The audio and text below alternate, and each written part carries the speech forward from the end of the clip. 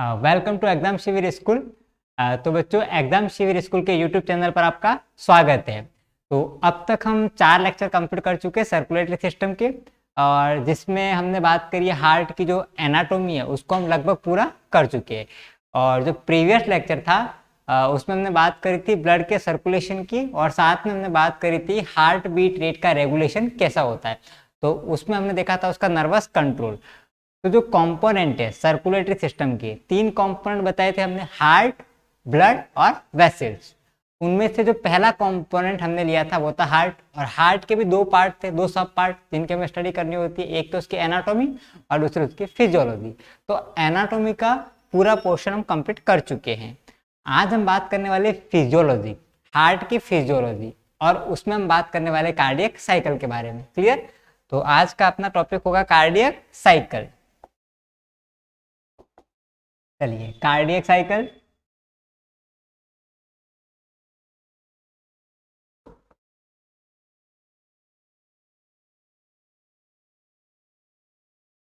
देखिए, cardiac cycle की बात करें, बहुत ही आसान टॉपिक है। बिल्कुल। अगर हम बात करें स्कूल लेवल पे, तो स्कूल लेवल पे कार्डियक साइकिल के क्वेश्चन की बात करें तो जनरली पूछे नहीं जाते, लेकिन एक अच्छी समझ विकसित करने के लिए, अगर हमें हार्ट की एक अच्छी समझ विकसित करनी है, अगर हमें चाहते हैं कि आने वाली जो भी क्लासेस होगी, आने वाली जो भी एग्जाम की तैयारी करो, उसमें अगर हमें दिक्कत नहीं हो हार्ट के बारे में, तो कार्डियक साइकिल को समझना ज़रूरी हो जाता है। लेकिन बहुत ही आसान टॉपिक है। अगर मैं बात करूँ याद करने की दृष्टि से, तो मोटी मोटी इसमें 3 से 4 बातें होती है जो हमें याद करनी होती है। कंपटीशन एग्जाम के पर्पज से कह रहा हूँ। जैसे कि हम बात करें first heart sound, second heart sound, love और डब, ये कब आते हैं उसके बारे में बात कर रहे हैं, तो एक तो वो हमें याद रखना होता है। दूसरे हम बात करें तो ये जो पूरा प्रोसेस होता है, उस प्रोसेस में कब कहाँ पर कौन सी चीज़ हो रही है। तो ऐसी 3-4 मोटी मोटी बातें होती है जो हमें याद रखने होती है। बाकी ग्रेजुएशन लेवल पे बात करें तो वहाँ पर एक क्वेश्चन आता है कार्डियक साइकिल को एक्सप्लेन करिए। स्कूलिंग पर मेरे हिसाब से पूछा नहीं जाना चाहिए कि कार्डियक साइकिल को एक्सप्लेन कीजिए, क्योंकि जनरली वो पूछते हैं एनाटॉमी हार्ट की, कि हार्ट की एनाटॉमी को समझाइए, ऑरिकल, वेंट्रिकल, उन सब की एनाटॉमी। क्लियर? और कार्डियक साइकिल की बात करें उसको एक्सप्लेन करने की, तो ग्रेजुएशन लेवल पे पूछा जा सकता है। क्लियर? तो आज हम इसको अच्छे से समझेंगे कार्डियक साइकिल क्या होता है उसके बारे में। ठीक है, बिल्कुल सर।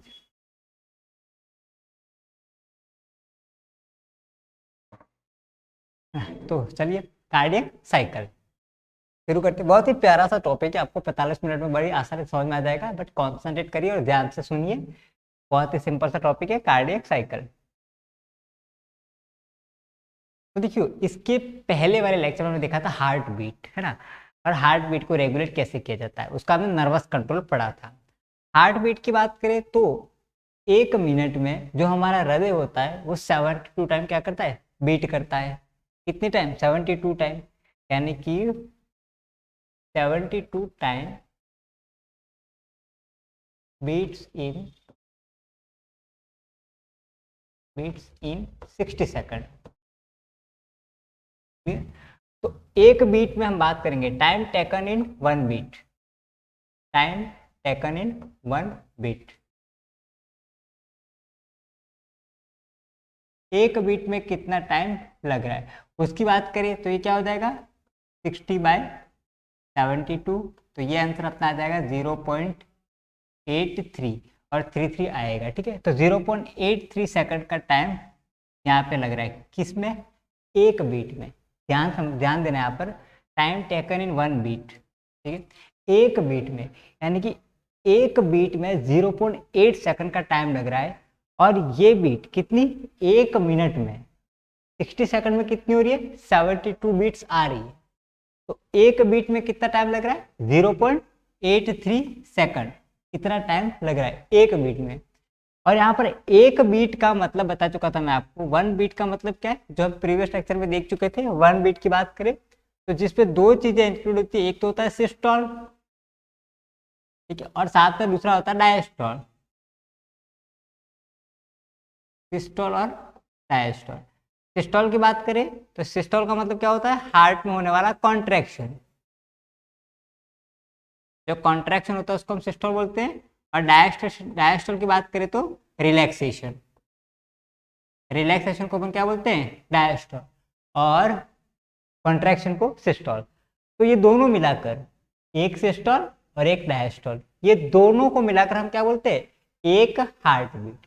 तो उस एक हार्ट बीट को होने में कितना टाइम लग रहा है? 0.83 सेकेंड। क्लियर? और 0.83 सेकंड के दरमियान क्या क्या क्रियाएं होने वाली है? चारों चैम्बर हार्ट के, है ना, 2 ऑरिकल और 2 वेंट्रिकल, उस पूरे को हम बोलते हैं कार्डियक साइकिल, हृदय चक्र। I hope you are getting my point. मैं क्या कहना चाह रहा हूं कि सिस्टोल और डायस्टोल ये दोनों होने में कितना समय लग रहा है? 0.83 सेकेंड। तो उस 0.83 सेकंड के दरमियान में, जो भी 0.83 सेकंड का टाइम होगा, उसके दरमियान में हमारे हार्ट के चारों चैम्बर में, ऑरिकल और वेंट्रिकल में क्या क्या चेंजेस आ रहे हैं, वो जो, और वो क्या होगा, वो साइकिल क्यों बोला? क्योंकि वो चेंजेस क्या होंगे, हर 0.8 सेकंड के बाद क्या होंगे? रिवाइज होंगे वापस। यानी कि 0.83 सेकंड में वो चेंजेस हुए, वही नेक्स्ट 0.83 सेकंड में होंगे, क्योंकि नेक्स्ट बीट होगी, फिर नेक्स्ट 0.83 सेकंड में वही सेम होगा। तो बार बार वो चीज क्या हो रही है? रिपीट हो रही है। इसीलिए हम क्या बन रहे हैं, वहां पर क्या बनेगा? साइकिल बनेगा। और इसी को बोलते हैं कार्डियक साइकिल। तो कार्डियक साइकिल की बहुत ही आसान परिभाषा है। कार्डियक साइकिल क्या चीज है? कार्डियक साइकिल, अगर आसान भाषा में बात करें, कार्डियक साइकिल हमको क्या बताता है?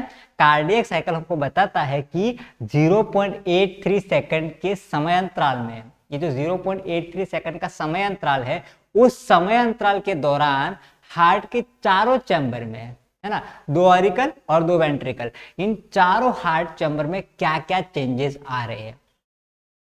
चलिए, चेंजेस का मतलब क्या है? उनके एनाटॉमी में कोई चेंज नहीं आ रहा है। चेंजेस का मतलब होता है कि उसमें ब्लड का फ्लो में क्या चेंजेस आ रहा है, मतलब वो कब ब्लड को रिसीव कर रहे हैं, कब ब्लड उनसे बाहर निकल रहा है, कितने समय के लिए हो रहा है ना।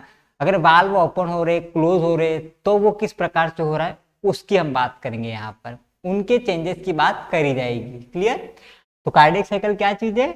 बड़ी आसान परिभाषा, कार्डियक साइकिल यानी कि 0.8 सेकंड, एक बीट, ये 0.8 सेकंड भी नहीं लिखो तो सिंपल सी बात है, क्या, एक बीट के दौरान, एक बीट के दरमियान या एक बीट के दौरान हृदय के चारों कक्षों में, 2 ऑरिकल और 2 वेंट्रिकल, हृदय के चारों कक्षों में होने वाले क्रमिक और लयबद्ध परिवर्तन। क्रमिक और लयबद्ध क्यों बोला? क्योंकि वो अल्टरनेटिव होंगे, पहले ऑरिकल में होगा, फिर वेंट्रिकल में होगा, फिर अगेन ऑरिकल, अगेन वेंट्रिकल। तो वो कैसे हो रहे? अल्टरनेटिव ऑर्डर में हो रहे, वो क्रमिक हो रहे। और लयबद्ध, रिथमेटिक, क्योंकि वो क्या है? साइकिल है। 0.8 सेकंड के बाद फिर रिपीट होगा, 0.8 सेकंड के बाद फिर रिपीट होगा, तो वो क्या है? एक साइकिल चला रहेगा, इसलिए क्रमबद्ध और लयबद्ध होगा। क्लियर? चलिए तो शुरू करते, समझते इसको अच्छे से आगे। चलिए, तो कार्डियक साइकिल को समझने के लिए हमें एक तो हार्ट का डायग्राम भी चाहिएगा, और हमें हार्ट का जो हमने एक रेखा चित्र समझा था उसको भी हमें बनाना पड़ेगा। तो पहले हम वो बना लेते हैं, सर्कुलेशन ऑफ हार्ट, उसकी भी जरूरत पड़ेगी हमारी। तो हम सर्कुलेशन ऑफ हार्ट को पढ़ चुके हैं, जिसमें हमने पढ़ा था कि जो हमारी बॉडी है, उस बॉडी का, जो बॉडी है, उस बॉडी का पूरा इम्प्योर ब्लड आकर कहाँ पर गिरता है? हमारे बॉडी के इम्प्योर ब्लड की बात करें तो सारा इम्प्योर ब्लड कहाँ आता है? राइट ऑरिकल में। सारा इम्प्योर ब्लड आ जाता है आपके राइट ऑरिकल में। तो ये है राइट ऑरिकल, और ये right ventricle, left auricle and left ventricle. जो सारा इम्प्योर ब्लड है वो तो हमारा आ जाता है कहाँ पर? लेफ्ट राइट ऑरिकल में। बॉडी का सारा इम्प्योर ब्लड आ जाता है राइट ऑरिकल में। ये हम पढ़ चुके हैं ना, पर इसकी जरूरत पड़ेगी आज, इसलिए हमें बनाना पड़ेगा। एंड देन फिर कहाँ जाएगा वो? राइट वेंट्रिकल में। और राइट वेंट्रिकल में जाने के बाद वो फिर कहाँ जाएगा? आपके लंग्स में जाएगा, क्योंकि लंग्स में ही क्या होता है? प्योरिफिकेशन, वहीं पर होता है गैसेस का एक्सचेंज होगा। तो यहाँ से फिर जाएगा हमारे लंग्स में, चला गया ये।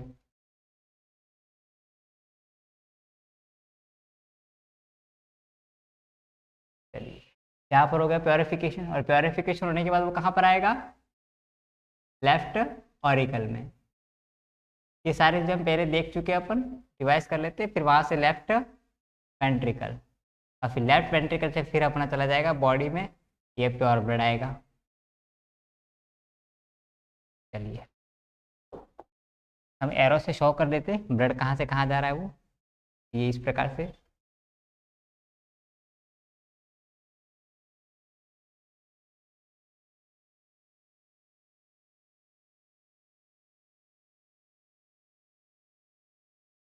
चलिए, ये जो ब्लड होगा आपका, ये वाला ब्लड, इस ब्लड में क्या मिलेगी आपको, CO2 मिलेगी।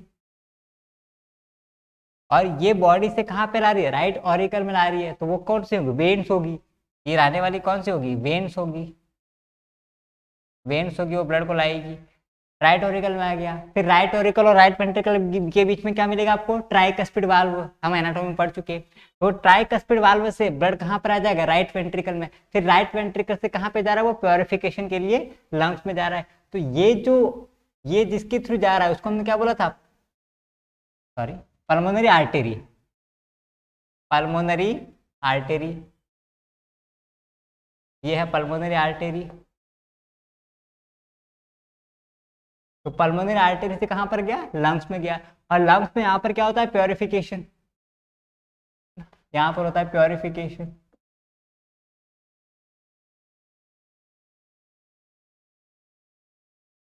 ये हो गया प्योरिफिकेशन। प्योरिफिकेशन का मतलब क्या हुआ कि जो CO2 है वो तो दे दी जाएगी लंग्स को, और बदले में लंग्स से क्या ली जाएगी, O2 ली जाएगी। तो यहाँ पर हो गया आपका प्योरिफिकेशन।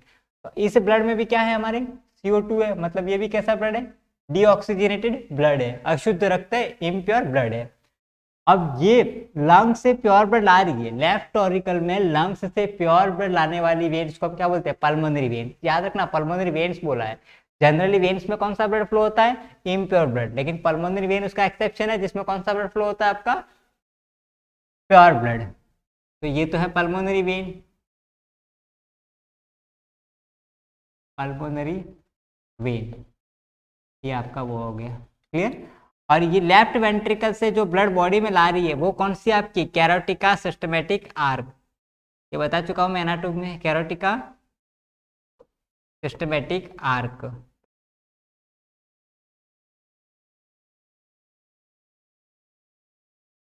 कैरोटिका systematic arc.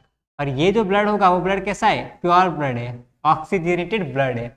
ये ब्लड भी कैसा है आपका, ऑक्सीजनेटेड ब्लड है, प्योर ब्लड है। उस ब्लड में क्या है अभी, O2 है, क्योंकि यहाँ पर प्योरिफिकेशन हो चुका है। ये था हार्ट का सर्कुलेशन, इसको दिमाग में रखना जरूरी होता है जब हम समझते हैं कार्डियक साइकिल। और हमें हार्ट के डायग्राम की भी जरूरत पड़ेगी, तो हार्ट का एक डायग्राम बना लेते हैं अपन, रफली डायग्राम की जरूरत पड़ेगी अपने को। अपन यहाँ पर बना लेते हैं हार्ट का डायग्राम।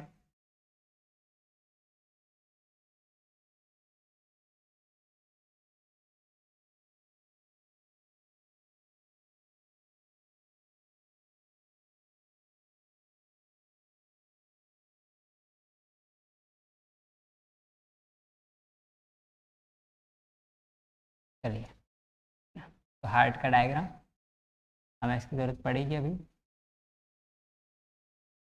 इसकी पूरी एनाटॉमी हम पढ़ चुके हैं, तो बार बार एक ही चीज अपन डिवाइड नहीं करेंगे, क्लियर। ये आपका लेफ्ट ऑरिकल है, ये राइट ऑरिकल हो गया, ये दो वेंट्रिकल हो जाएंगे।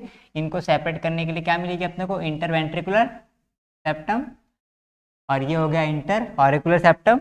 इसके बीच में हमको क्या मिलेगी, मस्कुलेटाई पैक्टिनेटाई। चलो वो बना देते हैं, ये हो गया मस्कुलेटाई पैक्टिनेटाई, जो दोनों ऑरिकल्स में होती है। 5 मिनट लगेंगे, सारी चीज़ें अभी एक्सप्लेन कर देते हैं अपन। ये हो गया मस्कुलेटाई पैक्टिनेटाई। कॉम्ब लाइक मसल्स होती है ना, जो दोनों ऑरिकल में मिलती है। और ये इंटर ऑरिकुलर सेप्टम आपको पता ही है कहाँ पर होता है, लेफ्ट साइड की तरफ होता है, फिर राइट ऑरिकल बड़ा होता है और लेफ्ट ऑरिकल छोटा होता है। चलो, इसके बाद यहाँ पर बीच में क्या होता है, फोसा ओवेलिस। फोसा ओवेलिस, ये फोसा ओवेलिस हो गया। फिर एक ऐसा नोड होता है और एक एवी नोड होता है।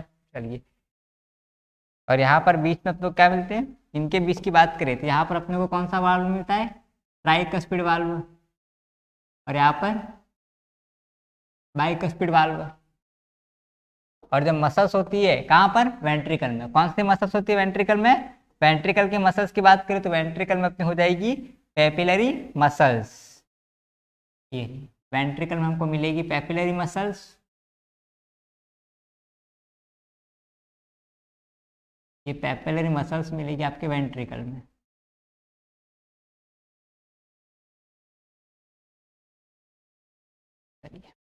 ओके, और यहाँ पर हम बात करें तो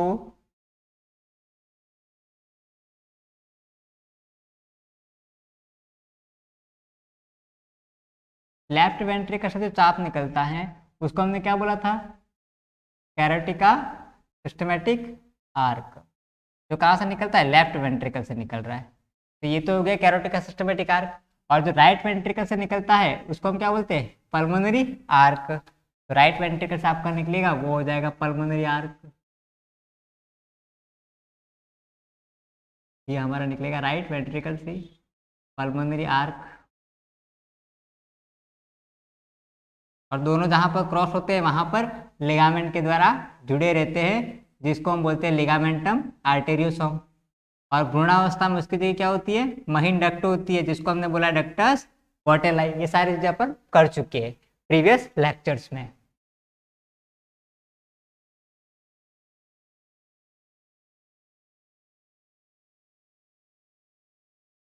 यहाँ पर तीन, यहाँ पर भी तीन आर्टरीज निकलती है जो ब्लड शरीर को ले जाती है। यहाँ पर आकर कितनी, चार वेन्स आकर खुलती है, जिनको हमने क्या बोला था, पल्मोनरी वेन्स। चार वेन्स आकर खुलती है डिफरेंट डिफरेंट, जिनको हम कहते हैं पल्मोनरी वेन्स।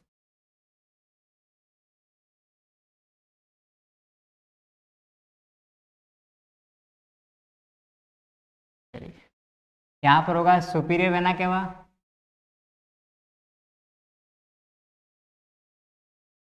क्लियर। और नीचे की तरफ अपनी कौन सी होगी, इंफीरियर वेना केवा। यहाँ पर आपको मिलेगी इंफीरियर वेना केवा। ये अपना हो जाएगा डॉर्सल एओर्टा।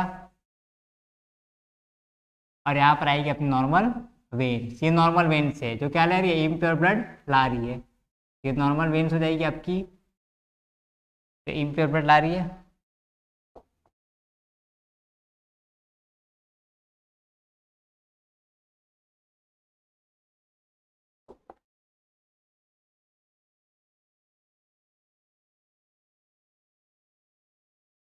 चलिए क्लियर, आई होप आपको सारी चीज़ क्लियर होगी कि यहाँ पर क्या होगा, एस ए नोड, ये एस ए नोड हो गया। यहाँ पर नीचे की तरफ होगा ए बी नोड, जहाँ से निकलेगी बंडल ऑफ हिज। अब हम डायग्राम को ज़्यादा कॉम्प्लिकेटेड बनाएंगे नहीं, ये चीज़ें हम प्रीवियस लेक्चर में कंप्लीट कर चुके हैं। यहाँ पर मैंने वही चीज़ें बनाई है जो कि कार्डियक साइकिल बच्चों को जरूरत पड़ेगी, ताकि हम कार्डियक साइकिल को और अच्छे से समझ पाए, बेहतर तरीके से समझ पाए। क्लियर, चलो देखिए आप इन दोनों को समझिए, बड़ी आसानी से समझ में आ जाएगा आपको। देखो पूरी बॉडी का इम्प्योर ब्लड कहाँ आ रहा है, राइट ऑरिकल में। किसके थ्रू आ रहा है, वेन के थ्रू आ रहा है। देखिए सेम यहाँ पर पूरी बॉडी का इम्प्योर ब्लड कहाँ पर आएगा, आपके राइट ऑरिकल में। तो ये तो हो गया राइट ऑरिकल, और ये अपना कौन सा है, ये अपना हो गया लेफ्ट ऑरिकल। ये हो गया राइट वेंट्रिकल, और ये हो गया लेफ्ट वेंट्रिकल। ठीक है, तो पूरी बॉडी का इम्प्योर ब्लड कहाँ पर आएगा, इन वेन्स के थ्रू, सुपीरियर वेना केवा और इंफीरियर वेना केवा। ये इंफीरियर वेना केवा और ये डॉर्सल एओर्टा, तो उसके थ्रू कहाँ पर आएगा, आपके राइट ऑरिकल में आ जाएगा। पूरी बॉडी का इम्प्योर ब्लड राइट ऑरिकल में आने के बाद कहाँ जाएगा, राइट वेंट्रिकल में, ट्राइकस्पिड वाल्व से होते हुए। फिर राइट वेंट्रिकल के बाद वो कहाँ चला जाएगा, इस चाप के अंदर चला जाएगा, इस चाप के अंदर, ये वाला चाप। ठीक है, वो कौन सा चाप है, ध्यान देना, वो कौन सा, पल्मोनरी आर्क है। कौन सा है, पल्मोनरी आर्टेरी, जिसमें कौन सा ब्लड फ्लो हो रहा है, इम्प्योर ब्लड, जबकि है क्या वो, आर्टेरी। तो इसकी हम बात करें, ये वाली पल्मोनरी आर्टेरी कहाँ से निकल रही है, राइट वेंट्रिकल से। आप देख पा रहे हो राइट वेंट्रिकल से जो आर्क निकल रही है वो कौन सी है, पल्मोनरी आर्क है। तो वो यहाँ से ये रही पल्मोनरी आर्क, राइट वेंट्रिकल से निकलने वाली। चलो लिख लेते हैं अपने यहाँ पर, ताकि आपको समझना थोड़ा आसानी हो जाए। पल्मोनरी आर्क है ना, ये हो गया पल्मोनरी आर्क। ठीक है, और ये वाली, हाँ, और ये वाली जो है वो कैरोटिका सिस्टमैटिक आर्क है। ये जो पूरी इस तरह से घूम के जा रही है, जो पीछे डॉर्सल एओर्टा वो खुल रही है, ये डॉर्सल एओर्टा है, डॉर्सल एओर्टा। ठीक है, बाकी चीजें आपको पता ही है, ये एसबीसी सुपीरियर वेना केवा और ये इंफीरियर वेना केवा। तो अब देखिए पल्मोनरी आर्टरी से कहाँ पर गया, लंग्स में गया। तो पल्मोनरी आर्टरी कौन सी है, ये वाली। तो राइट वेंट्रिकल से ब्लड इस पल्मोनरी आर्क में जाएगा, फिर वहां से कहाँ जा रहा है, वो लंग्स में जाएगा। मतलब यहाँ से निकल के वो कहाँ पे जा रहा है, लंग्स में जा रहा है। इन दोनों से निकल के कहाँ पे जा रहा है, वो लंग्स में जाएगा। क्लियर, और ये वाला ब्लड कहाँ जा रहा है, बॉडी में जाएगा। चलिए, तो अब आगे ध्यान देना, लंग्स में जाने के बाद वो क्या होगा, प्योरिफिकेशन होगा, और कहाँ पर आएगा, लेफ्ट ऑरिकल में। लेफ्ट ऑरिकल में आएगा। तो प्योर ब्लड फिर प्योर होकर कहाँ पर आएगा, लेफ्ट ऑरिकल में। यहाँ से ब्लड ये अंदर इंटर हो रहा है, ये तो ये आ गया लेफ्ट ऑरिकल में। फिर कहाँ पर, बाइकस्पिड वालों में, और बाइकस्पिड वाल से फिर लेफ्ट वेंट्रिकल में, और लेफ्ट वेंट्रिकल मारने के बाद इस चाप के अंदर जाएगा। और ये चाप कौन सा आपका, कैरोटिका सिस्टमैटिक आर्क है। ये पूरा चाप है, इसको मैं लिख देता हूँ यहाँ पर। ये चाप आपका जो है वो कैरोटिका सिस्टमैटिक आर्क है, कैरोटिका सिस्टमैटिक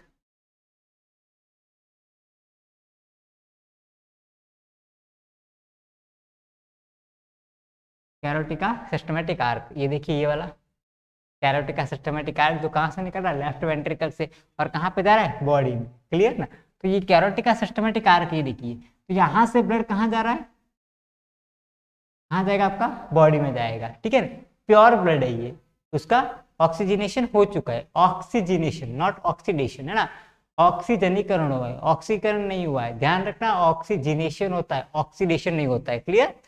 और यहाँ से भी बॉडी में जाएगा, यहाँ से तो बॉडी में जाता है डोर्सल एओर्टा से, और इंफीरियर वेना कावा में ब्लड इंटर करता है, सुपीरियर वेना कावा में इंटर करता है, इन दोनों वेन्स में क्या करता है, इंटर करता है ना। तो आई होप आपको ये और ये दोनों चीजें अब क्लियर हो गई होगी, क्या चीजें किस प्रकार से चीजें हो रही है वो। क्लियर। चलिए अब इन दोनों की मदद से हम समझ पाएंगे कार्डियक साइकिल को। बड़ा सा आसान टॉपिक है कार्डियक साइकिल, कुछ मुश्किल नहीं है। चलिए तो बना लेते एक बार साइकिल, अपन समझते हैं। चलो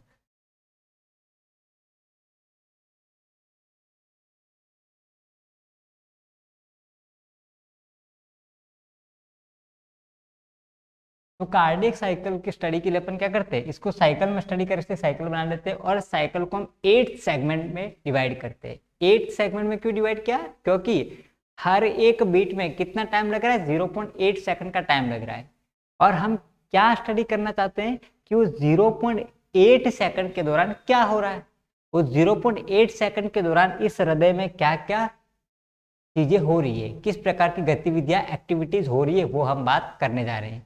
इसीलिए हम क्या एक ही बीट की स्टडी कर रहे हैं, ध्यान रहे, एक ही बीट की हम बात कर रहे हैं कि एक बीट में जो 0.8 सेकंड का समय लग रहा है, वो 0.8 सेकंड के समय के दरमियान इसके अंदर क्या क्या होगा वो समझने का प्रयास कर रहे हैं अपन लोग। क्लियर। तो एक ही बीट की बात हो रही है, तो हम क्या कर रहे हैं, इसको 8 पार्ट में डिवाइड कर लेते हैं अपन।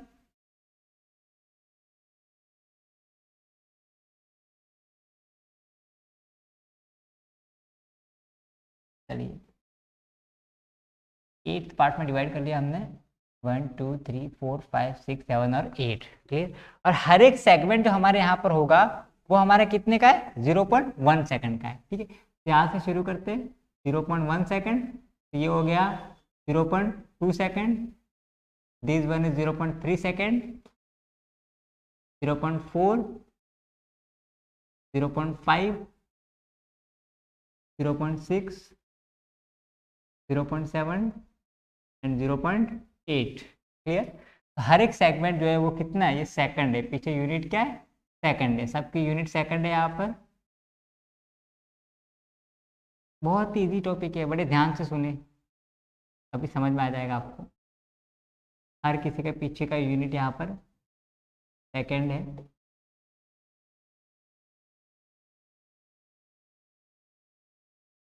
चलिए ठीक।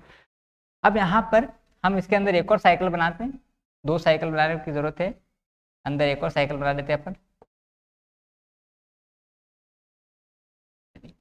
इसके अंदर एक और साइकिल बनेगा।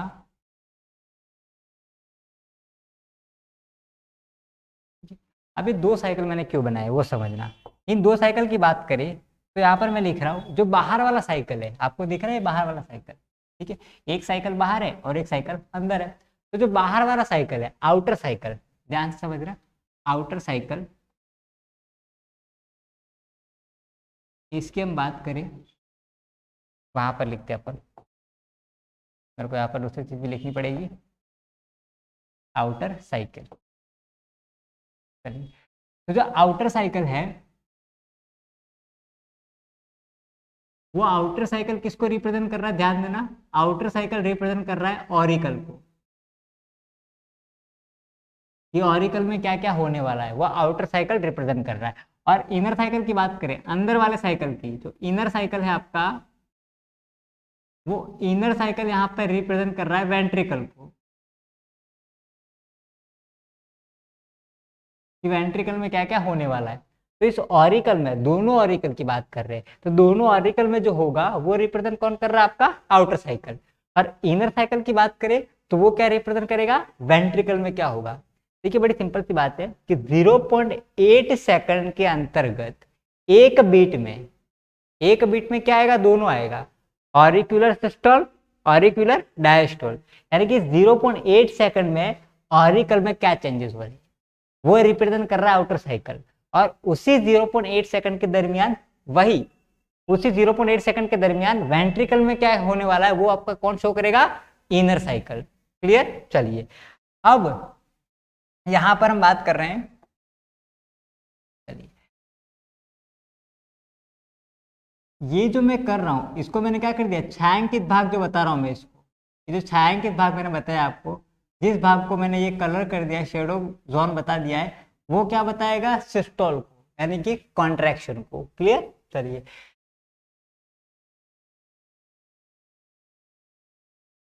0.3 सेकंड के लिए होगा ये चीजें।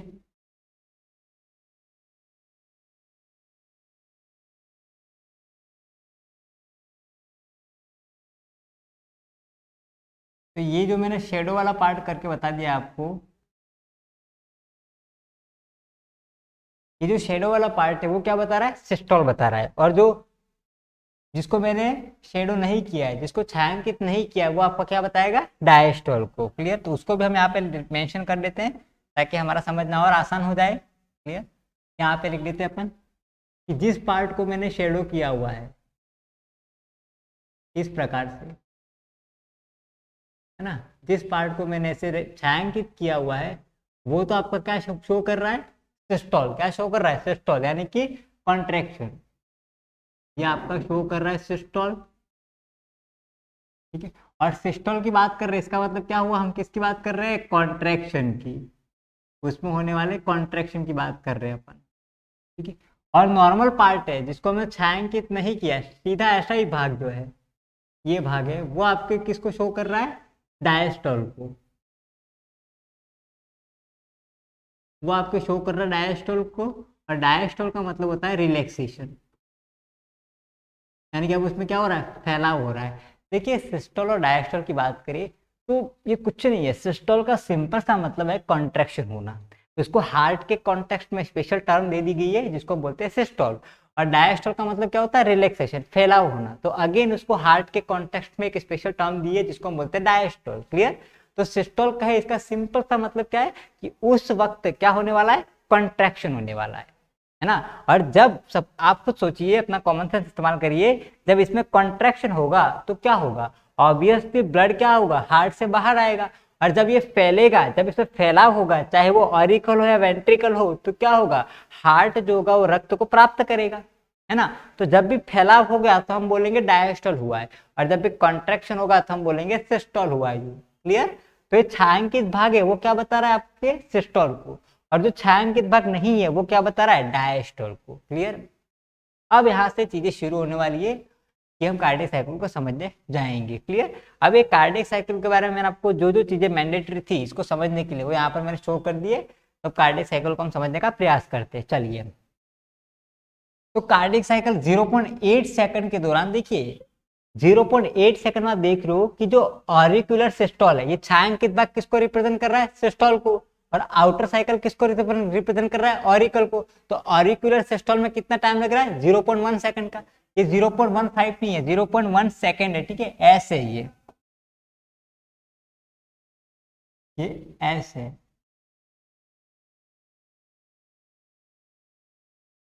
हाँ चलो, 0.1 सेकंड है ना,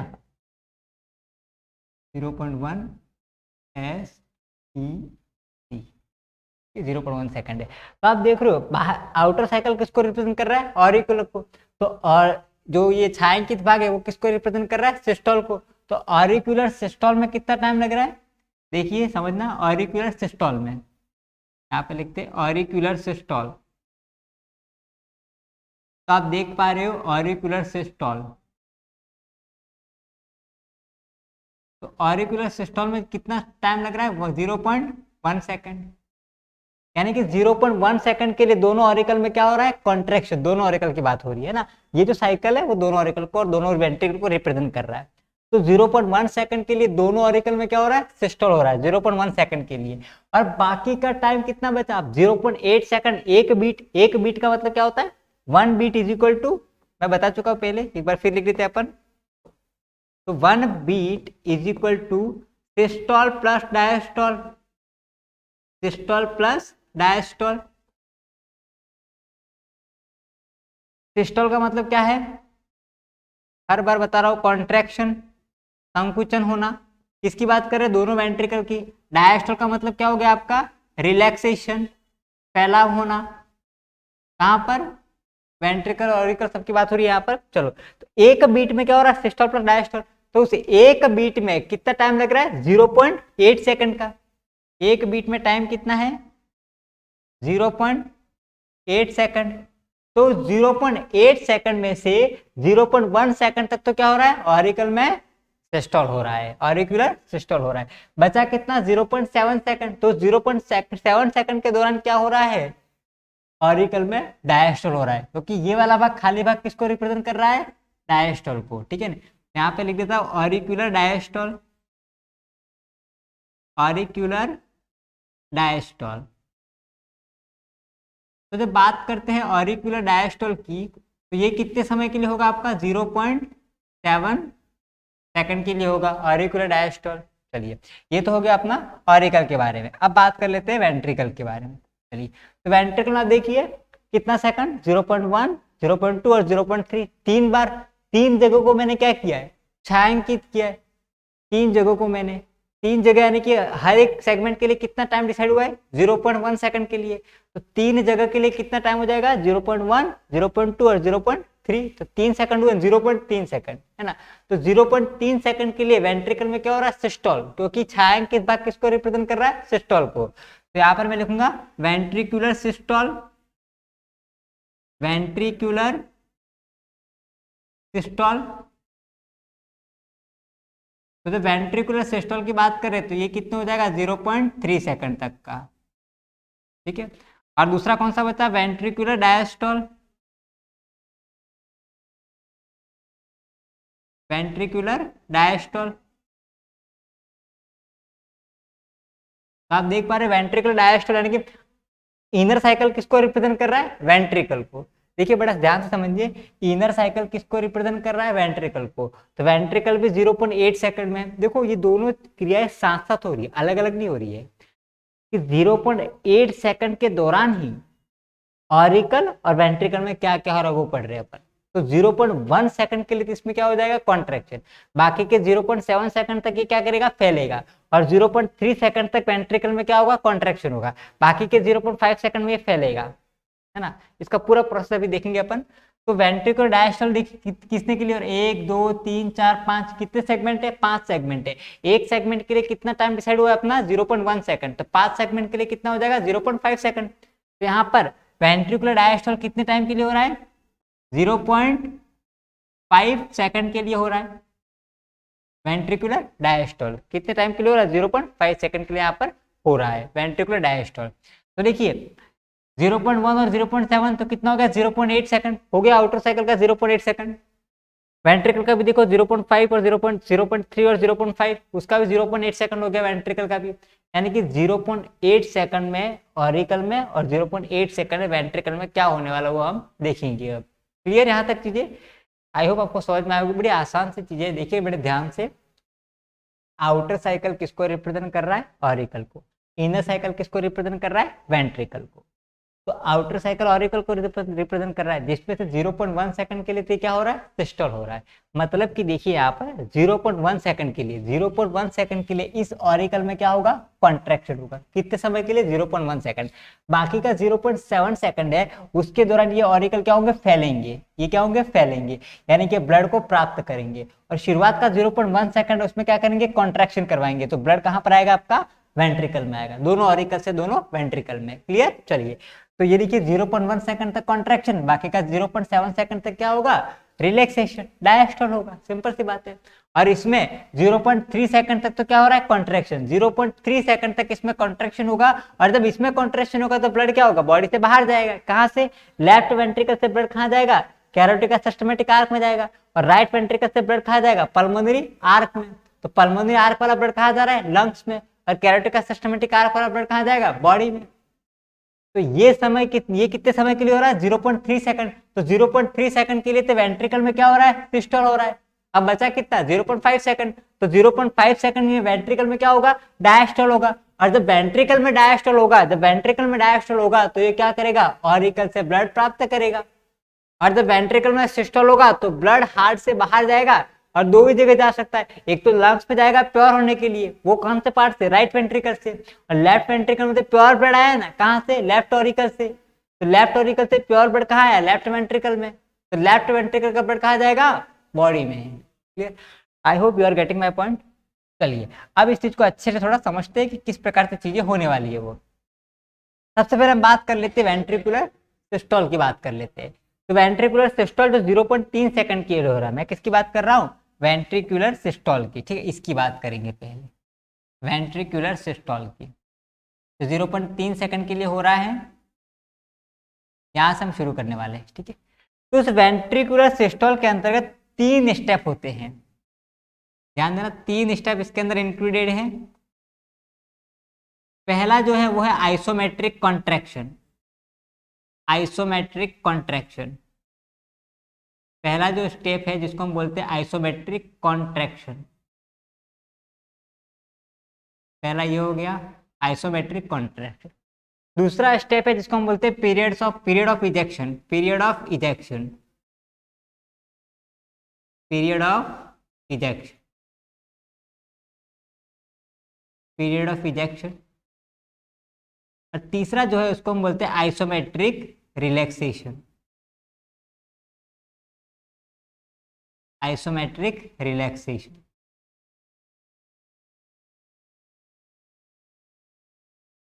ये 3 स्टेप इंक्लूडेड है किसमें, वेंट्रिकुलर सिस्टोल में। हम किसकी बात कर रहे हैं, ये वाले वेंट्रिकुलर सिस्टोल की। 0.3 सेकंड ये दिख रहा है, क्योंकि अंदर वाला साइकिल किसको रिप्रेजेंट कर रहा है, वेंट्रिकल को, और बाहर वाला साइकिल ऑरिकल को। तो ये 0.3 सेकंड में 3 एक्टिविटीज हो रही है। समझ में आ रही है बात। जब इस वेंट्रिकल में 0.3 सेकंड के लिए क्या हो रहा है, कॉन्ट्रैक्शन हो रहा है, सिस्टोल हो रहा है, तो उसमें 3 स्टेप इंक्लूडेड है। ठीक है, वो 3 स्टेप कौन कौन से देखिए। पहला तो कौन सा है, आइसोमेट्रिक कॉन्ट्रैक्शन। दूसरा है period of ejection, and the third one is isometric relaxation. Clear, चलिए तो एक एक करके इन सबको समझते हैं कि क्या चीजें है वो। आइसोमेट्रिक कॉन्ट्रैक्शन की बात करें तो ध्यान से समझना। आप देखो, अब 0.3 सेकंड तक वेंट्रिकल में क्या होने वाला है, सिस्टोल होने वाला है। मतलब वेंट्रिकल क्या होने वाला है, सिकुड़ने वाला है। यहाँ पर 0.3 सेकंड के लिए वेंट्रिकल क्या होंगे, सिकुड़ेंगे। क्लियर, जैसे ही वेंट्रिकल सिकुड़ेंगे, अब जैसे ही वेंट्रिकल सिकुड़ना शुरू करेंगे, ध्यान देना, वेंट्रिकल ने सिकुड़ना शुरू किया। अब जैसे ही वेंट्रिकल सिकुड़ेंगे, अब समझना ध्यान से, मैं लिख नहीं पाऊंगा, जगह नहीं है। तो वेंट्रिकल में जैसे ही कॉन्ट्रैक्शन होना शुरू हुए, जैसे ही कॉन्ट्रैक्शन हुआ तो उसका वॉल्यूम कम होगा। क्या होगा, वॉल्यूम कम होगा। ये कॉन्ट्रैक्ट होंगे तो वॉल्यूम कम होता है। जब वॉल्यूम कम होता है तो प्रेशर क्या होता है, बढ़ता है। क्योंकि प्रेशर और वॉल्यूम के बीच में कैसा रिलेशन है, इनवर्सली प्रोपोर्शनल होता है। ठीक है ना, मैं यहाँ पे लिख देता हूँ, pressure is inversely proportional to volume. ये आपने पढ़ा है, नियम है, प्रेशर जो होता है वॉल्यूम के इनवर्सली प्रोपोर्शनल होता है। फिजिक्स का लॉ ही है। फिजिक्स का लॉ क्या कहता है कि जो प्रेशर है वॉल्यूम के इनवर्सली प्रोपोर्शनल होता है। इनवर्सली प्रोपोर्शनल का क्या मतलब है कि अगर वॉल्यूम कम होगा तो आपका प्रेशर क्या होगा, बढ़ेगा। और अगर वॉल्यूम बढ़ेगा तो प्रेशर क्या होगा, कम होगा। इसको हम बोलते हैं इनवर्सली प्रोपोर्शनल, है ना। मतलब एक दूसरे के व्युत्क्रमानुपाती है। मतलब एक दूसरे पर उल्टा प्रभाव डाल रहे हैं, एक बढ़ रहा है दूसरा घट रहा है। इसी को हम बोलते हैं इनवर्सली प्रोपोर्शनल। तो यहाँ पर इनवर्सली प्रोपोर्शनल है। इसका मतलब क्या हुआ, अगर वॉल्यूम कम होगा तो प्रेशर बढ़ेगा। अगर डायरेक्टली प्रोपोर्शनल होता है, ठीक है ना, तो वो क्या शो करता है, दो जो क्वांटिटी है उनके बीच का संबंध कैसा है, डायरेक्टली प्रोपोर्शनल, सीधा संबंध है। यानी कि एक बढ़ेगा दूसरा भी बढ़ेगा, और एक कम होगा दूसरा भी कम होगा। लेकिन यहाँ पर कैसा संबंध है, प्रेशर और वॉल्यूम के बीच में इनवर्स नहीं, यानी कि व्युत्क्रमानुपाती संबंध है, एक बढ़ता है तो दूसरा कम होगा। समझ में आ रही बात, इसीलिए प्रेशर अगर कम होगा तो सॉरी वॉल्यूम कम होगा तो प्रेशर बढ़ेगा, है ना। क्लियर हो गया। चलिए तो अब यहाँ पर देखिए, यहाँ पर क्या हो रहा है, कॉन्ट्रैक्शन हो रहा है।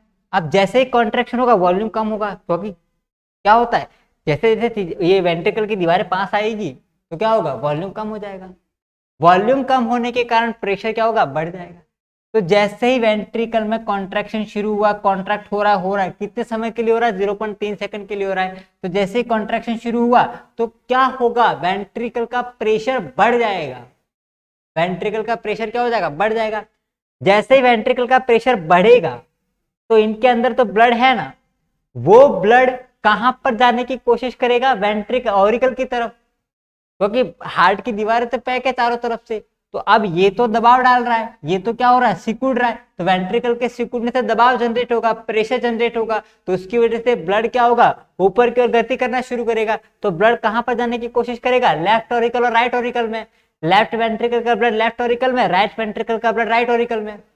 लेकिन वहां पे जाता तो नहीं है, तो उसको जाने से रोकने के लिए यहां पर आपका क्या होगा, ये दो कस्पिड वाल्व है, ध्यान देना कौन कौन से, बाइकस्पिड वाल्व और ट्राइकस्पिड वाल्व। दिख रहे हैं, बाइकस्पिड वाल्व किसके बीच में, लेफ्ट ऑरिकल और लेफ्ट वेंट्रिकल के बीच में। ट्राइकस्पिड वाल्व किसके बीच में, राइट ऑरिकल और राइट वेंट्रिकल के बीच में। ये दोनों कस्पिड वाल्व क्या होंगे, बंद हो जाएंगे। सिंपल सी बात है ना, क्योंकि जब ये बंद होंगे तो ही ब्लड को उल्टा जाने से रोकेंगे। और मैंने जब बाइकस्पिड ट्राइकस्पिड वाल्व पढ़ाया था तब मैंने बताया था कि क्या करते हैं, ब्लड का रिवर्स फ्लो रोकते हैं, उल्टे प्रवाह को रोकते हैं, वापिस ब्लड वेंट्रिकल से ऑरिकल में आने से रोकते हैं। दोनों कस्पिड वाल्व, बाइकस्पिड वाल्व और ट्राइकस्पिड वाल्व। बाइकस्पिड वाल्व को मिट्रल वाल्व भी कहते हैं, क्या बोलते हैं, मिट्रल वाल्व। क्लियर। चलिए तो अब ये दोनों वाल्व क्या हो जाएंगे, बंद हो जाएंगे। जब दोनों वाल्व बंद होंगे उसी वक्त आएगा पहला heart sound, first heart sound, जिसको हम क्या बोलते हैं, लब बोलते हैं। तो यहां से क्वेश्चन वाली बात अब आती है, अगर हम कंपटीशन एग्जाम की बात करें जहां पर अगर हार्ट के बारे में अगर इतना डीपली पूछा जाता है अगर, तो वहां पर वो क्या पूछेगा कि लब जो साउंड होता है कब ऑरिजिनेट होता है। क्लियर। तो कब ऑरिजिनेट होता है, अगर ऑरिजिनेट की बात करें तो कब ऑरिजिनेट होता है, जब वेंट्रिकल में क्या होगा, सिस्टोल होगा।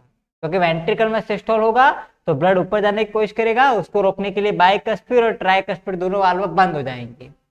तो ऑरिजिनेशन की बात करें, कब पैदा होता है फर्स्ट हार्ट साउंड, तो क्या बोलोगे, वेंट्रिकल में सिस्टोल होने से। और ये हार्ट साउंड आता क्यों है यू पूछा जाए, कब आता है यू, तो क्या बोलोगे आप, कब आता है यू पूछा जाए तो जब बाइकस्पिड और ट्राइकस्पिड वाल्व बंद होते हैं, closing of bicuspid and tricuspid valve. Clear. तो आइसोमेट्रिक कॉन्ट्रैक्शन की हमने बात करी थी, जब आइसोमेट्रिक कॉन्ट्रैक्शन होगा तब पहला हार्ट साउंड कौन सा आएगा, फर्स्ट हार्ट साउंड कौन सा होगा, लब। यहां पर मैं लिख रहा हूं फर्स्ट हार्ट साउंड लब, फर्स्ट हार्ट साउंड लब।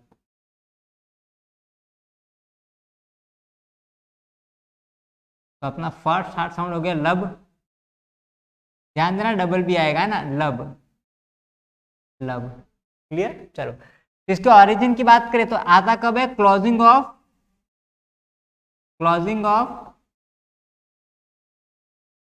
Cuspid valve. मैं यहाँ पर कस्पिड ही लिख रहा हूं, समझ देना आप लोग, कस्पिड वाल्व। चलिए लिख ही देते हैं पूरा।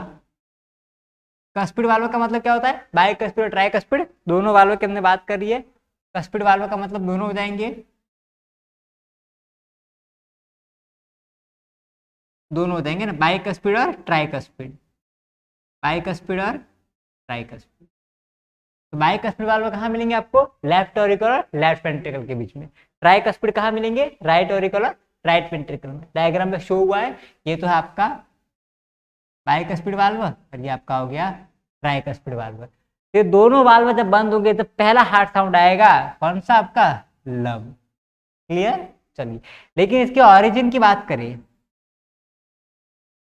ऑरिजिन की, ये हार्ट साउंड ऑरिजिन कब होता है, तो ऑरिजिन की बात करो तब तो क्या लिखोगे आप, सिस्टोल इन वेंट्रिकल। जब वेंट्रिकल में क्या होगा, सिस्टोल होगा तब ये हार्ट साउंड पैदा होगा। सिस्टोल इन वेंट्रिकल। वेंट्रिकल में जब सिस्टोल होगा तब हार्ट साउंड आएगा आपका, कौन सा, लब वाला हार्ट साउंड आएगा। क्लियर। तो अब देखिए पहला हार्ट साउंड लब आ गया। ध्यान देना ये साउंड पैदा कब हो रहा है, जब वेंट्रिकल में सिस्टोल होता है।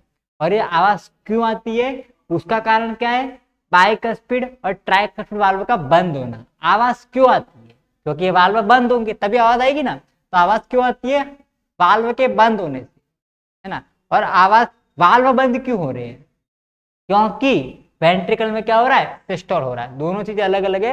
वेंट्रिकल में जब सिस्टोल होगा तब हार्ट साउंड आएगा, है ना। और किसके कारण आएगा ये पूछा जाए तो क्या बोलोगे, कस्पिड वाल्व के बंद होने से। दोनों कस्पिड वाल्व, बाइकस्पिड वाल्व और ट्राइकस्पिड वाल्व दोनों के बंद होने से। क्लियर यहाँ तक चीजें। चलिए ये पहला पॉइंट था आइसोमेट्रिक कॉन्ट्रैक्शन। तो आइसोमेट्रिक कॉन्ट्रैक्शन के बारे में हम अगर लिखना हो हमें तो हम क्या लिखेंगे, आइसोमेट्रिक कॉन्ट्रैक्शन। इस क्रियाविधि के दौरान दोनों वेंट्रिकल में क्या होता है, संकुचन होता है, सिस्टोल होता है। और दोनों वेंट्रिकल में संकुचन होने के कारण जो वेंट्रिकल से उनका वॉल्यूम कम होता है। जब वॉल्यूम कम होता है, आयतन कम होता है, तो उनका दबाव बढ़ता है। तो वेंट्रिकल में दबाव बढ़ने के कारण रक्त का उल्टा प्रवाह शुरू होता है। तो उल्टे प्रवाह के कारण रक्त को लेफ्ट ऑरिकल और राइट ऑरिकल में जाने से रोकने के लिए दोनों कस्पिड वाल्व, जो left auricle, left ventricle, right auricle, right ventricle के बीच में है, जिन्हें बाइकस्पिड और ट्राइकस्पिड वाल्व कहते हैं, वो वाल्व जो होते हैं वो बंद हो जाते हैं। और उन वाल्व के बंद होने के दौरान प्रथम हृदय ध्वनि सुनाई देती है, जिसको हम क्या बोलते हैं, लब कहा जाता है। क्लियर। आई होप आप समझ पा रहे होंगे जो मैं कहना चाह रहा हूं। क्लियर। अब चलिए अब हम बात करते हैं पीरियड ऑफ इजेक्शन क्या है, वो पीरियड ऑफ इजेक्शन। चलिए इसको समझते हैं। देखो ये तीनों प्रोसेस इस 0.3 सेकंड के समय में हो रहे। अभी हम वेंट्रिकल देखा, हमने ऑरिकल को नहीं देखा, हमने वेंट्रिकल से शुरू किया है। ठीक है। पीरियड ऑफ इजेक्शन क्या होता है वो समझो, अब आगे समझ रहा। अब देखो ये जो समय हो रहा है ना आइसोमेट्रिक कॉन्ट्रैक्शन, वो तो 0 पॉइंट बहुत कम सेकंड समय के लिए होता है, क्योंकि पूरा प्रोसेस कितने 0.3 सेकंड के लिए है। ठीक है। तो उसके भी बहुत ही कम हिस्से के दौरान, बहुत ही कम पार्ट में, 0.3 सेकंड का भी बहुत ही कम पार्ट में ये प्रोसेस होता है आइसोमेट्रिक कॉन्ट्रैक्शन। अब आगे क्या होगा, पीरियड ऑफ इजेक्शन। देखो अब क्या हो रहा है कि वेंट्रिकल लगातार सिकुड़ ही रहे। देखो वेंट्रिकल ने सिकुड़ना प्रारंभ किया, वेंट्रिकल ने सिकुड़ना प्रारंभ किया, और क्या हुआ, आपका जो वॉल्यूम है वो कम हो गया, तो प्रेशर बढ़ गया। प्रेशर बढ़ने से बाइकस्पिड, ट्राइकस्पिड दोनों वाल्व बंद हो गए। अब दोनों वाल्व बंद हो चुके हैं, लेकिन यहां पर वेंट्रिकल का कॉन्ट्रैक्शन जारी है। वेंट्रिकल का कॉन्ट्रैक्शन लगातार जारी है। अब क्या होगा सुनो, अब कॉन्ट्रैक्शन हो रहा है, आयतन कम होगा, दबाव बढ़ रहा है। दबाव किस पर बढ़ रहा है, रक्त पर। अब रक्त के पास क्या माध्यम है, सुनो, रक्त के पास क्या रास्ता है, बाइकस्पिड ट्राइकस्पिड वाल्व दोनों हम बंद कर चुके हैं। दोनों कस्पिड वाल्व क्या कर चुके हैं, बंद हो चुके हैं, और कहीं पर हृदय रक्त के जाने की संभावना है ही नहीं। तो अब रक्त के पास एकमात्र माध्यम है जहां पर उसको जाना है, एकमात्र रास्ता है जहां पर वो जा सकता है, वो कौन सा है, तो सिंपल सी बात है, आपको दिख रहा है ये दोनों कस्पिड वाल्व, है ना। तो लेफ्ट वेंट्रिकल से ब्लड कहाँ चला जाएगा, कैरोटिका सिस्टमैटिक आर्क में। और राइट वेंट्रिकल से ब्लड कहाँ चला जाएगा, आपका पल्मोनरी आर्क में। तो जो पल्मोनरी आर्क में जा रहा है वो तो कहाँ पे जाएगा, लंग्स में प्योर होने के लिए। और कैरोटिका सिस्टमैटिक आर्क वाला कहाँ जाएगा, बॉडी में, डोर्सल एओर्टा, और इन सबसे होते हुए कहाँ पे जाएगा, वो बॉडी में जाएगा। समझ में आ रही है बातें, क्लियर। तो ध्यान देना, आप पीरियड ऑफ इजेक्शन में क्या होता है कि वेंट्रिकल में लगातार क्या हो रहा है, प्रेशर बढ़ रहा है, लगातार प्रेशर बढ़ रहा है वेंट्रिकल में। उसके कारण रक्त जो होता है वो अपने अपने चापों में प्रवेश कर जाता है, उसको हम बोलते हैं पीरियड ऑफ इजेक्शन। क्या बोलते हो, पीरियड ऑफ इजेक्शन। तो पीरियड ऑफ इजेक्शन के बारे में लिखना है तो क्या करना है, इस प्रक्रिया के दौरान वेंट्रिकल में कॉन्ट्रैक्शन जारी रहता है, यानी कि वेंट्रिकल में डायस्टोल जारी रहता है, जिसके कारण वेंट्रिकल में दबाव भी लगातार बढ़ता रहता है। और उस दौरान रक्त जो होता है वो दोनों वेंट्रिकल से अपने अपने चापों में प्रवेश कर जाता है। जहां पर लेफ्ट वेंट्रिकल का ब्लड कहां जाता है, तो कैरोटिका सिस्टमेटिक आर्क में, और राइट वेंट्रिकल का ब्लड चला जाता है पल्मोनरी आर्टरी में से, पल्मोनरी आर्टरी में, जिनमें से लेफ्ट वेंट्रिकल का ब्लड जाएगा लंग्स में शुद्ध होने के लिए, और लेफ्ट वेंट्रिकल का ब्लड जाएगा बॉडी में, वो शुद्ध ही है, और राइट वेंट्रिकल का ब्लड जाएगा लंग्स में शुद्ध होने के लिए। क्लियर? तो ये था आपका पीरियड ऑफ इजेक्शन। देखो फर्स्ट पॉइंट कौन सा है? Isometric contraction. वेंट्रिकल ने सिकुड़ना प्रारंभ किया, बाइकस्पिड ट्राइकस्पिड वाल्व बंद हो गए, पहला हार्ट साउंड आया, कौन सा? लब। क्लियर कहानी? अब वेंट्रिकल लगातार सिकुड़ रहे, इसके कारण जो रक्त है वो क्या करते हैं? अपने अपने चापों में प्रवेश कर जाता है। लेफ्ट वेंट्रिकल का ब्लड चला जाएगा कहां पर? कैरोटिका सिस्टमेटिक आर्क में, और राइट वेंट्रिकल का ब्लड कहां चला जाएगा? पल्मोनरी आर्टरी में। तो इस प्रकार रक्त का अपने अपने चापों में, अपनी अपनी आर्क में जो प्रवेश होने की प्रक्रिया है, उसी को हम क्या बोलते हैं? Period of ejection. क्या बोलोगे? Period of ejection. चलिए अब बात करते हैं आइसोमेट्रिक रिलैक्सेशन। चलिए अब आइसोमेट्रिक रिलैक्सेशन क्या होता है उसको समझो। आइसोमेट्रिक रिलैक्सेशन इसका मतलब क्या होता है? सुनना, अब वेंट्रिकल जो होते हैं वो और अधिक सिकुड़ना बंद कर देते हैं। क्लियर? एक मिनट। तो वेंट्रिकल क्या करते हैं? और अधिक सिकुड़ना बंद कर देते हैं। तो वेंट्रिकल के और अधिक सिकुड़ना बंद कर देने के कारण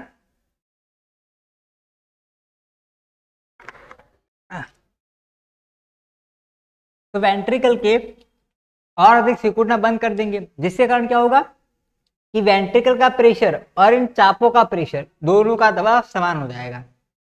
देखिए अब प्रेशर ग्रेडियंट की बात करें अपन, तो जो लिक्विड होता है वो कहां से कहां जाएगा? हाई प्रेशर से लो प्रेशर की ओर।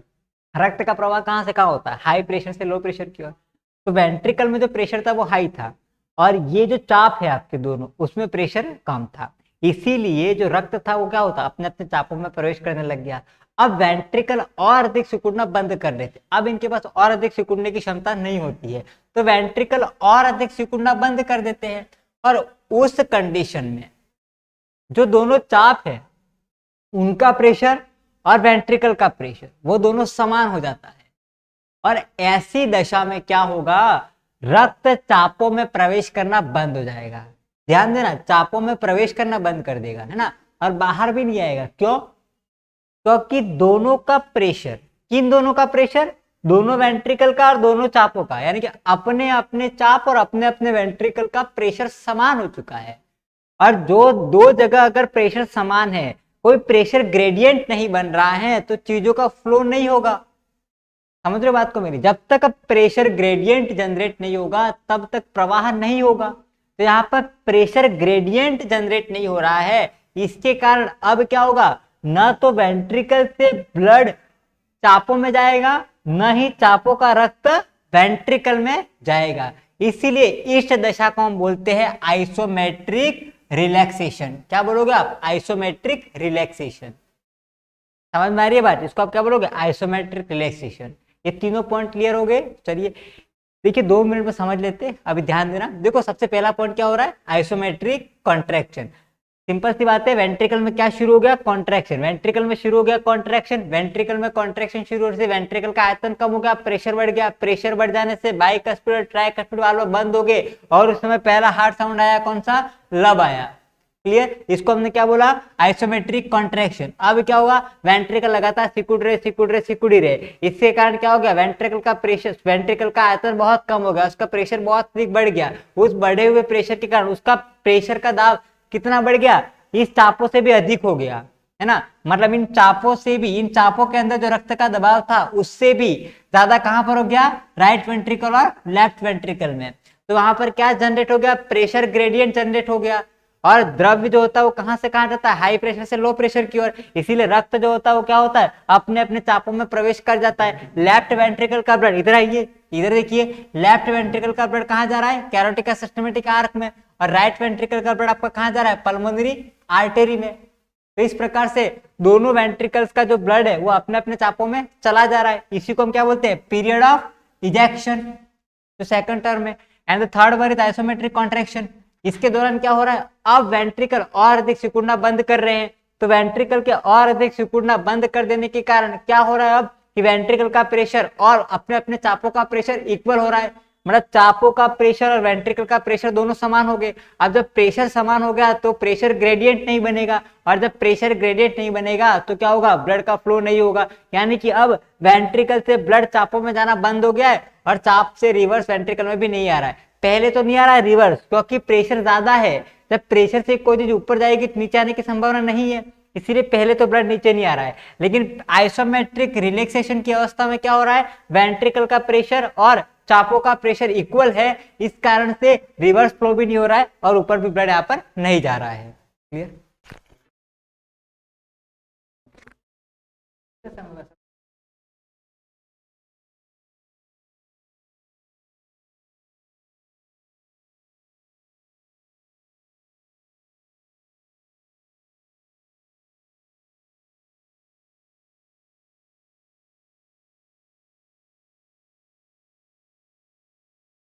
वेट, चलो ठीक है।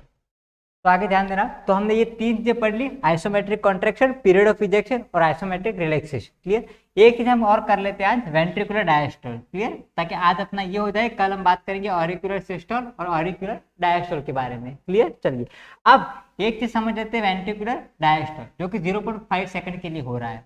आप समझना, यानी कि देखो 0.3 सेकंड तक तो क्या हो गया, वेंट्रिकल में सिस्टोल हो गया। अब बचा कितना, उस एक बीट का 0.3 सेकंड का हिस्सा तो कर लिया, पढ़ लिया हमने, बचा कितना 0.5 सेकंड का हिस्सा।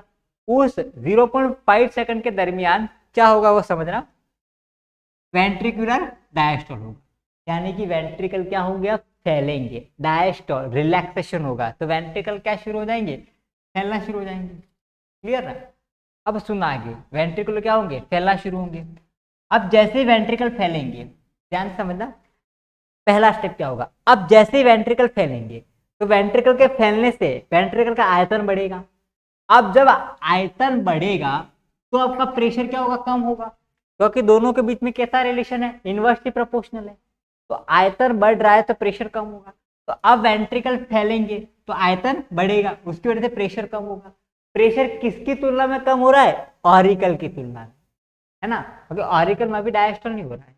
ठीक है, तो अब यहाँ पर वेंट्रिकल में डायस्टोल हो रहा है, उसकी वजह से ऑरिकल की तुलना में वेंट्रिकल का प्रेशर ज्यादा हो जाएगा। ठीक है, अब सुनना ध्यान से, जब प्रेशर ज्यादा हो, सॉरी वॉल्यूम ज्यादा होगा तो प्रेशर कम हो जाएगा, किसका, वेंट्रिकल का। अब ये जो प्रेशर है वो इस चापों के प्रेशर से भी कम हो जाएगा, है ना। चाप में भी तो ब्लड भरा था ना हमने पहले, तो इस चापों में कहां पर, पल्मोनरी आर्टरी और कैरोटिका सिस्टमैटिक आर्टरी, इनका जो प्रेशर है उसकी तुलना में राइट वेंट्रिकल और लेफ्ट वेंट्रिकल का प्रेशर कम हो जाएगा। और जो लिक्विड होता है उसका फ्लो कहां से कहां होगा, हाई प्रेशर से लो प्रेशर। तो अब चापों में से क्या हो गया, हाई प्रेशर, वेंट्रिकल में क्या हो गया, लो प्रेशर। तो क्या जनरेट हुआ, प्रेशर ग्रेडियंट, यानी कि दाब प्रवणता। तो प्रेशर ग्रेडियंट के कारण लिक्विड कहां से कहा जाएगा, हाई प्रेशर से लो प्रेशर। तो हाई प्रेशर कहां पर है अभी फिलहाल, दोनों चापों में। लो प्रेशर कहां पर है, दोनों वेंट्रिकल में। तो ब्लड क्या होगा, रिवर्स फ्लो होगा, कहां से कहां की ओर, दोनों चापों से निकलकर कहां पर आने की कोशिश करेगा, अपनी अपनी और के वेंट्रिकल में। कैरोटिका सिस्टमैटिक आर्क जो है ये वाली, उसका ब्लड कहां पर आने की कोशिश करेगा, नीचे की ओर लेफ्ट वेंट्रिकल में। और जो पल्मोनरी आर्क है उसका ब्लड कहां आने की कोशिश करेगा, राइट वेंट्रिकल में। तो रिवर्स आने की कोशिश करेगा ना, और उस वक्त ब्लड को वापस तो अंदर आने देना, वेंट्रिकल में थोड़ी आने देना अपने को, इसके लिए थोड़ी सारा प्रोसेस तो किया नहीं था हमें। तो उस वक्त इन दोनों चापों के अंदर विशेष प्रकार के वाल्व पाए जाते हैं, जिसको हमने एनाटॉमी में पढ़ा था, कौन से, सेमील्यूनर वाल्व। क्लियर? वो वाल्व क्या होंगे, आपके बंद हो जाएंगे, और वो वाल्व जब बंद होंगे उस वक्त आपका आएगा सेकंड हार्ट साउंड, जिसको हम बोलते हैं डब। क्या बोलते हैं, डब। तो सेकंड हार्ट साउंड की बात करते हैं, यहाँ पे लिखते हैं second heart sound, dub, second heart sound.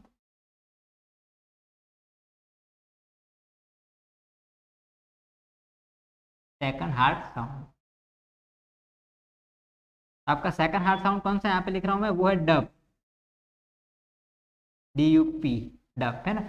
अगर डब की बात करें तो ये जनरेट कब होता है, तो पहला पॉइंट क्या हो जाएगा, क्लोजिंग ऑफ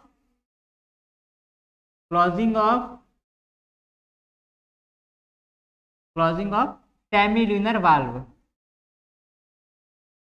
सेमील्यूनर वाल्व। और ये सेमील्यूनर वाल्व कहाँ होते हैं? दोनों चापों में। कौन से दोनों चाप? कैरोटिक और सिस्टमैटिक आर्क ये वाली, और पल्मोनरी आर्क, उन दोनों में होते हैं कौन से? सेमील्यूनर वाल्व। क्लियर? वो जब बंद होगा तब यहाँ पर कौन सा होगा?